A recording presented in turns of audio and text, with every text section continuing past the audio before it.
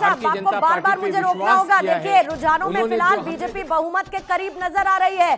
35 seat पर BJP जा चुकी है। 36 सीट जैसे ही होती है तो बीजेपी सरकार रुझानों में तो बना ही रही है। 55 सीटों के रुझान जब सामने आएंगे, अभी 35 पर इस वक्त दिख रही है बीजेपी, 18 पर आम आदमी पार्टी, सिर्फ एक सीट और बीजेपी रुझानों में बहुमत के बिल्कुल छूती हुई उस आंकड़े को, जादुई आंकड़े को, जिससे बनेगी दिल्ली की सरकार। और देखिए, 36 सीटों पर हो चुकी है बीजेपी, और ऐसे में रुझानों में ये क्लियरली रिफ्लेक्ट हो रहा है कि बीजेपी को बहुमत मिल चुका है, जादुई आंकड़े को बीजेपी छू चुकी है, जिससे बनेगी सरकार। दिल्ली में वो आंकड़ा है 36 का, और ऐसे में बीजेपी उस 36 के आंकड़े को इस वक्त छू चुकी है।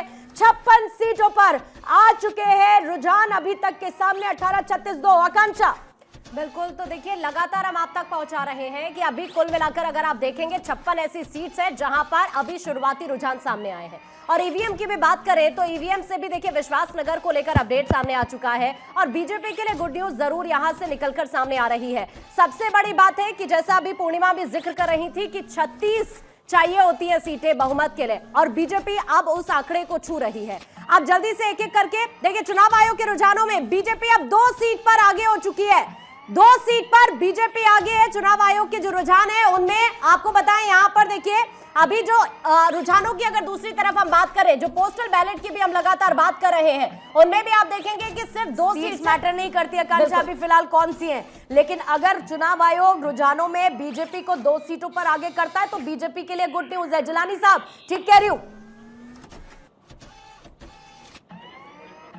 देखिए, मैं तो बार बार कह रहा हूं और लगातार आपके चैनल पे पिछले कई दिनों से कह रहा हूं, क्योंकि हमने जो जिलानी साहब, कितने किलो लड्डू बने ये बताइए। जो हमने अब तक दूसरे राज्यों में काम किया,